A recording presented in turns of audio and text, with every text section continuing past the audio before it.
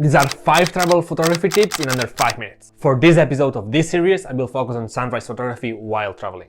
One of the best moments of the day to take photos, but also one that sometimes is disregarded because of how early we have to wake up. As always, none of these tips have anything to do with your gear. You can apply them regardless of what device you are using to take photos. We only have 5 minutes, so let's get started. The first tip is to get to the location before sunrise. This is probably one of the main reasons why it is difficult to get good sunrise photos. Unlike at sunset, when you are already out there, for sunrise you need to commit. Wake up when it's pitch black, get up, pack and get to the location.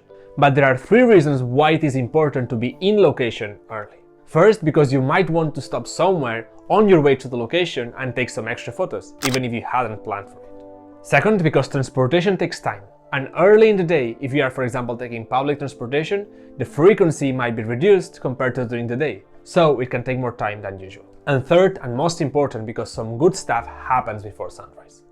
Blue hour can bring some nice colors, and just before sunrise, if you're lucky, you can get these amazing skies that people are obsessed with. Thus, make sure to check the sunrise time, but also the blue hour and golden hour time. For that goal, there are some apps that can help you with it. If you are interested, I can make a dedicated video about them, so leave a comment if it's something you would like to see. And moving to the second tip, you must research the light. It is essential to understand where the sun will rise from and what opportunities it might bring. This is especially important for specific spots, if you are looking to take a very unique photo. As some images are only possible at sunrise or sunset because of the sun direction, so make sure to check beforehand. Researching the light not only allows you to know in advance what you can expect, but can also help you decide the location or even the gear if you are traveling with multiple lenses.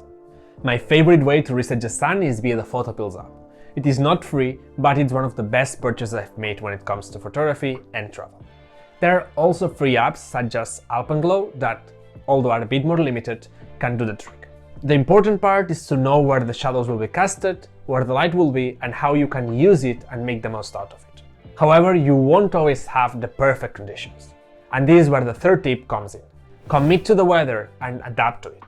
When talking about travel photography, it's important to know that the time usually doesn't play in your favor. Unless you're traveling very slow and can wait for a few days until getting these perfect conditions, you might only have 1 or 2 opportunities to take the photos of a specific spot. This is why I recommend you to commit to the weather. Even if it rains, go out. Not only because I've had many times where the weather has changed and I ended up with a great sunrise, but because sunrise photography is not only about the sun, but about the location and the time. Tagging to this, there's the fourth tip. Find the uniqueness of sunrise photography. As I was saying, sunrise photography is not about the sun, but about the time of the day and what it brings. In order to take great sunrise photos, look for what makes the location unique at sunrise. Of course, it can be the light in the best case scenario, but there are many things that are different at sunrise. Lakes tend to be calmer and have great reflections. In cities, squares are empty, streets usually have no terraces set up, and all these usual tourist traps are not there. And if you are into street photography, it is when it is the easiest, together when it rains, to get images with solitary human figures in areas that tend to be very busy during the day.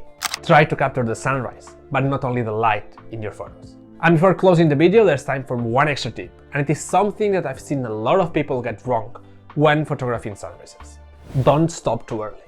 Especially when the conditions are great, it is very common to see people leaving the location just after sunrise.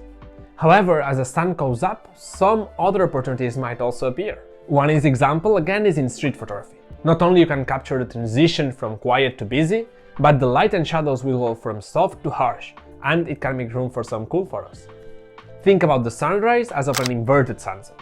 Most people skip the blue hour at sunsets, so don't skip the late golden hour at sunrise.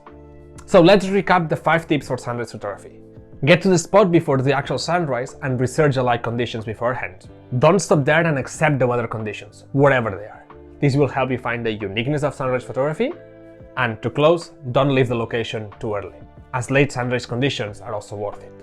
These were 5 travel photography tips in 5 minutes for this month. Subscribe so you don't miss the next episode, as I'm recording one of these per month, in addition to all the extra travel and photography content you can find on my channel. Enjoy your trips, and see you in the next video!